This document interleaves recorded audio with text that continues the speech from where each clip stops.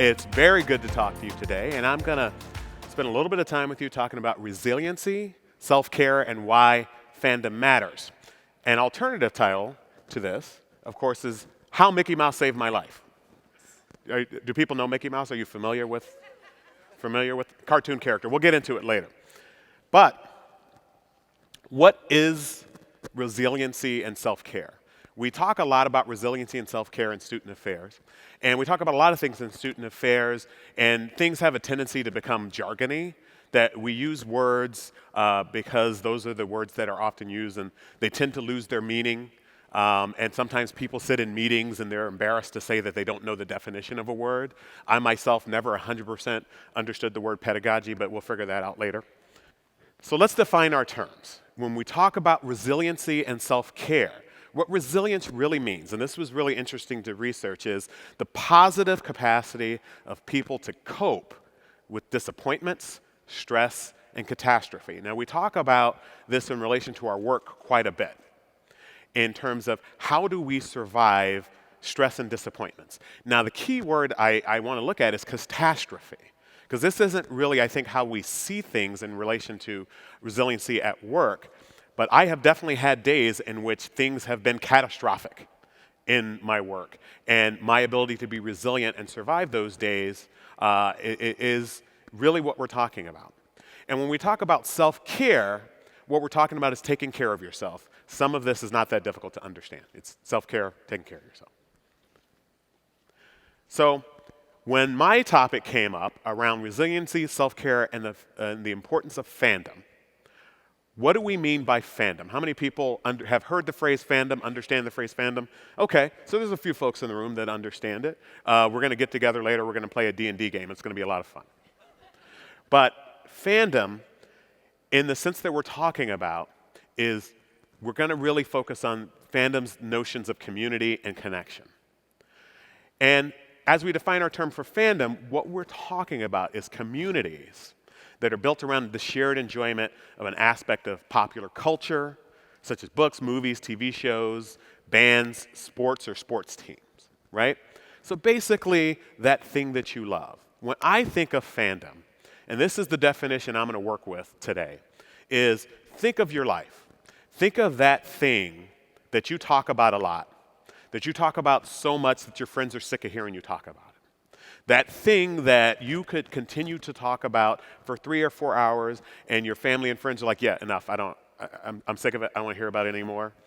That's the thing that we're going to talk about, and that's the thing that we're going to connect for you today to resiliency and self-care. And Marie Kondo has been really popular lately in terms of decluttering, right? In terms of how to sort of get things out of your life that don't bring you joy. Well, I'm going to spend some time becoming the anti-Marie Kondo, because I'm going to talk about getting things into your life that bring you joy. And I apologize to people's families, because you're going to need a lot of shelves. There are many, many fandoms that people experience and enjoy. This is just a list of some of the fandoms, and only about 75% of them are mine. I am a fan of many, many things. I'm a fan of comic books, primarily DC Comics, Star Wars, Disney movies. I got a Disney podcast that I do. I'm a fan of just about anything. If you show me a little toy, 5 minutes later I'm going to have like 15 of them. In college, somebody gave me a Pez dispenser. 2 weeks later, I had 20 Pez dispensers. They were all lined up along, because that's my own sickness. That's between me and my therapist. But for you, it's really about something that you love. Now, in this day and age, most often fandoms are connected to some sort of pop culture type of scenario. It doesn't have to be, for you, something popular culture. But what I'm asking you to think about in terms of fandom, something that you love and something that you enjoy that is not related to your work, and this is very specific. I don't want it to be, oh, I really enjoy my work, and going home and reading journal articles after work, okay? You can do that. I encourage you to do that. That ain't what I'm talking about. And it's also not your family, okay? People spend a lot of time with their family. They're devoted to their family. They should be. The family is important. But sometimes your family can drive you nuts. Sometimes your family just makes you crazy. I want to take an opportunity to introduce my family who's here today. My dad, my sister April. And when I say they drive you nuts, yes, that's exactly. Let's not be confused. Those are the people I'm talking about. But when I talk about fandom, I need it to be for you something else. And the reason that is because those are points that are commitments that you have, that you need to have. You got to have work, you got to put food on the table, and your family is important. What I'm talking about is a third thing entirely, a fandom that is outside of yourself, because this is going to tie with resiliency and self-care. There's a story that I'd like for you to hear about, and it's the legend of Dog Stuff Alley. Now, it's important to know that I put stuff in quotes because the word and the actual name of the alley is not dog stuff. It is another word that starts with an S, but there might be families here. But what happened was there was a therapist who was doing group work with people who were severely depressed. And in addition to the medications that they were provided, they were prescribed something else. And the prescription that they were given was, once a week, you're going to come collectively together and work on this place called Dog Stuff Alley, and you're going to turn it into a community garden. And the folks didn't really want to do it because I certainly wouldn't. But what they discovered over time was that the collective work, having a common goal, actually impacted their depression symptoms greatly. That the idea of protracted loneliness can cause you to shut down socially and become more suspicious of any social contact. That part of depression is being by yourself with your depression. For me in my life, there have been a variety of ways in which I have managed my resiliency and self-care. There was some years ago that I had a job, and I won't say where I worked, but this job was not great. As a matter of fact, it was pretty bad. And it was a low point in my career, and I had a real hard time figuring out how I was going to survive it. And I just got into a depressive state. I couldn't figure out how to get out of this situation, what I could do to make my situation better.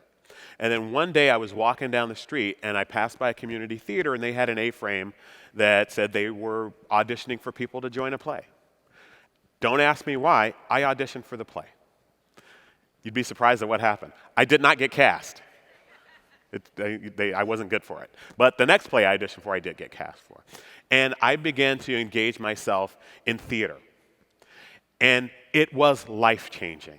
It was life-changing for any number of reasons, but one of those reasons was that I had something important to do, that I had a commitment that was outside of my work and my family, but that I had a commitment to. And we've got research that backs this up.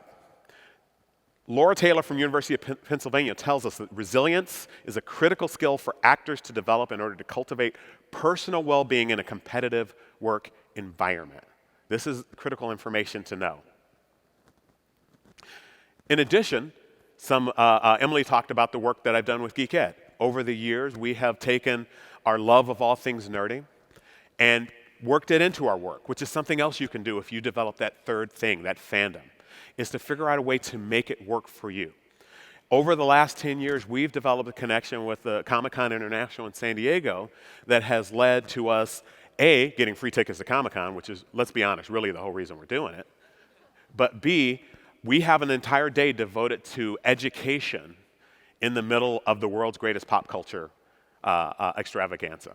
And that's us. That's some of the people you've seen here on the stage. We're the ones doing that. And that came from just acknowledging our fandoms and creating a circumstance in which we connected to other people who had those loves at other institutions. We've got research. My hype person, who was just here, Emily Sandoval, did her dissertation on geek identity. One of the things she found in working with students was geek identity was a strong connection between students and administrators and helped administrators build strong teams with their student leaders. Because of the way someone's office was decorated, which is, you see the picture, that's my office. Don't steal my stuff. Or due to overhearing a conversation about a specific game or item, the administrator became more approachable. Find your fandom and your students will find theirs. For me, I needed to change the nature of things. A couple years ago, I'd gained a lot of weight. I was about 150 pounds larger than I am now. Still just as good looking, but 150 pounds larger. And I was starting to have some health problems, and I needed to lose weight. So I made a decision to have weight reduction surgery. One of the things about weight reduction surgery is you need to come up with a plan to get physically active in the aftermath. And I knew that in my life, there was never a reason I wanted to get physically active. But I love Disneyland. I love Disneyland. If anybody wants to go to Disneyland tonight after this, just hit me up. We'll head on down to Orange County. Let's go. And what I decided to do was Disneyland at the time ran a series of races, a 10K race, which is 6.2 miles. I don't even like to drive 6.2 miles, much less run 6.2 miles. But here's the thing that happens at the end of that race. You get to run through Disneyland, and towards the back end of the race, you run through Sleeping Beauty's castle. Now, that might not appeal to you, but to me, that was enough for me to train for 6 months, for me to run 6.2 miles. Because for me, I needed that third thing, that motivator that was beyond my everyday. And that's what fandom is. Fandom is the joy you find that you found when you were 13. Has anybody ever loved anything as much as a 13-year-old loves a thing?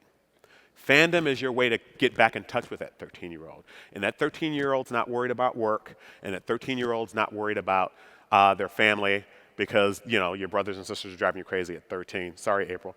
And you just want something that's pure joy.